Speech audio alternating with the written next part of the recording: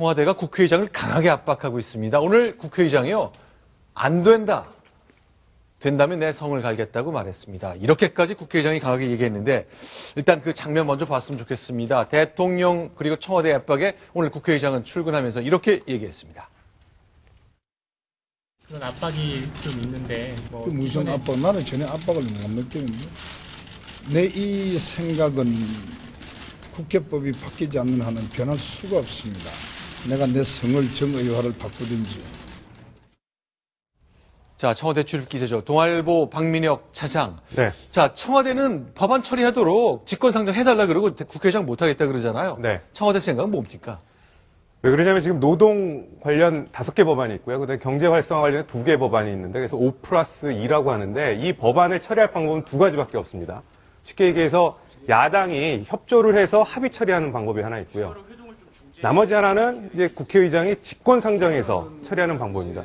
이 2가지밖에 없는데 지금 상황에서는 야당이 다시 여당과 협조를 해서 합의 처리할 가능성은 거의 제로라고 보기 때문에 남은 거는 정의화 국회의장의 직권상정밖에 없기 때문에 뭐 청와대로서는 네. 이 방법밖에 없는 거죠. 예.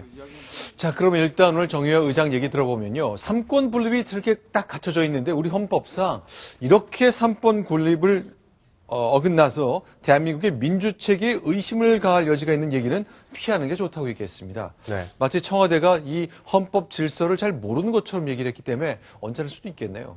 그러니까 겉으로 보이기에 지금 청와대는 사실상 압박인데 네. 압박이 아니고 우리는 정중하게 요청을 하는 거다.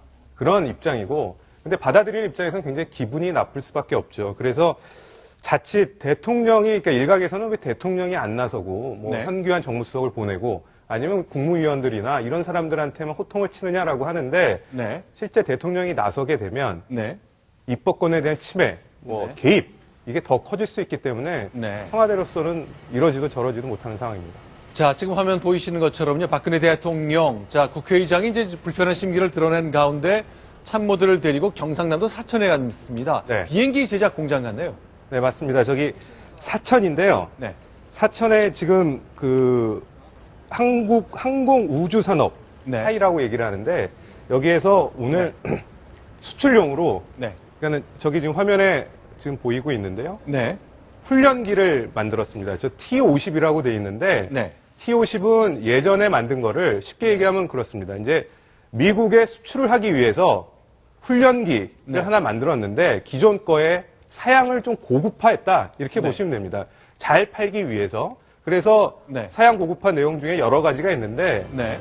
오랫동안 공중에 뜰 수 있게 네. 하려면은 중간에 급유를 공중에서 해야 되거든요. 네, 네. 기존 거는 그런 게 없었는데 새로 업그레이드한 T-50인 경우에는 등에 공중 급유할 수 있는 구멍도 있고 네. 그다음에 좌석을 좀 더 넓게 해서 네. 편하게 하고 어떤 화면이 있지 않습니까? 네. 화면도 좀 더 크게 해서 이렇게 해서 이제 2017년입니다. 네. 17년 때 팔아야 되는데 오늘 팔 상품을 내놓은 네. 겁니다. 자, 우리나라가 미국에서 이제 전투기만 수입하는 줄 알았더니 훈련기의 경우 우리가 수출도 하는데요. 자, 지금 보시는 저 장면 T-50을 업그레이드한 성능을 개선한 TX라는 제품인데요. 자, 박근혜 대통령 실제 현장에서 여러 인사들을 만났습니다. 이런 얘기를 했습니다. 날씨도 추운데 행사 현장까지 직접 방문해 주셔서 정말 감사드립니다. 첨단 산업에 보람 있는 국방뿐 아니라 경제면에서 큰 역할들을 하고 계셔서 감사하고 자랑스럽게 생각합니다. 예, 격려해 주셔서 예, 자부심 가지고 열심히 하겠습니다. 우리가 전투기 미국에서 수입하는데 기술 안 준다고 해서 굉장히 홍역을 치르고 있는데 네. 훈련기는 우리가 이제 수출하는 수준까지 실력이 높아졌다는 겁니다. 엄격히 따지면 이게 네. 우리 기술이 아니고요. 네. 반반입니다. 로키드 마틴하고 같이 하는 거기 때문에 네. 100% 우리 기술만은 아닙니다. 네. 자, 그런데요. 자, 조수진 차장께 질문 드릴게요. 이렇게 박근혜 대통령이 이제 경남 사천 가서 전투기 또 훈련기 제작 상황을 좀 점검을 했습니다만 국회의장은 사실 편치 않은 것 때문에 논란이 좀 많거든요. 네. 자, 이 대통령이 일을 처리하는 방식과 관련해서 너무 한쪽 얘기만 듣지 야당에게 손을 뻗친 노력하지 않는다 이런 지적도 있습니다. 네, 야당도 그렇고 이번 국회의장도 그렇고요. 네. 참 왜 적을 스스로 만드는가 저는 이런 생각을 버릴 수가 없는데요. 오늘 아침의 경우에도 청와대 대변인이 나서서 국회의장을 비판하는 네. 참 어이없는 일이 벌어졌습니다. 이거는요, 박근혜 대통령이 가령 정의와 국회의장에게 어떤 소리 소문 없이 그냥 전화를 해서 요즘에 이게 굉장히 시급한데 어떻게 생각하고 있느냐 의견을 타진할 수도 있고요. 그리고 또 아무리 야당이 지금 내홍으로 삐걱거린다고 하더라도 문재인 대표라든지 이종걸 원내대표에게 네. 전화를 걸어서 또는 현교안 정무수석을 보내서 지금 야당에서 그렇다면은 어느 정도까지는 타협할 수 있는지 이 점을 이끌어내고 이렇게 하는 것이 바로 정치의 맏형다운 모습입니다. 네. 특히 오늘 청와대 대변인이 국회의장을 비판하는 듯한 발언, 네. 이거는 정말 전 처음 봤습니다. 네.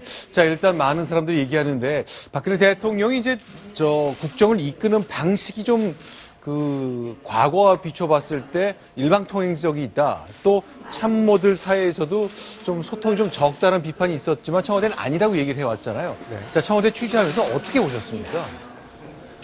그러니까 그 리더십에 있어서 그러니까 문제 제기하는 분들이 많습니다. 그러니까 네. 앵커가 지금 말씀하신 대로 그러니까 보통 국무회의, 수석, 비서관회의 이런 회의 때마다 이제 모두 발언이라는 걸 하지 않습니까? 네. 근데 최근 들어서 정치권에 대한 비판이 네. 이 모두 발언 때 굉장히 집중되고 있습니다. 그것도 이제 길이가 보통이 한 15분이고 길 때는 한 30분까지 가는 경우가 있는데 네. 비판을 할 수는 있죠. 근데 그 형식이 국무회의나 어떠한 수석 비서관 회의 모두 발언 때 굳이 그걸 할 필요가 있느냐. 정말 원하는 말이 있으면 직접 하든지 아니면 기자회견 형식으로 하든지 뭐 이런 지적들이 있는 건 사실입니다. 자, 박성원 의원. 이제 국회나 청와대 오랫동안 취재하면서 취재해 오셨는데 대통령이 지금 회견을 잘 안 하고 있단 말이죠. 그래서 질문을 직접 받는 일이 많지 않았었는데 이것에 대해서 뭐 연말 연초쯤에 지금 계획이 돼 있다는 얘기가 들리나요? 지금 필요하면 네. 아마 지금의 그 경제활성화법이나 노동개혁 5법이 연내 통과되지 못할 경우에는 아마 그 대국민 담화든 그 기자회견 형식이든 통해서 이 절박성을 아마 호소해서 끝까지 반드시 내년이 넘어가도 추진하겠다 이런 그 계획을 하는 걸로 알고 있고요.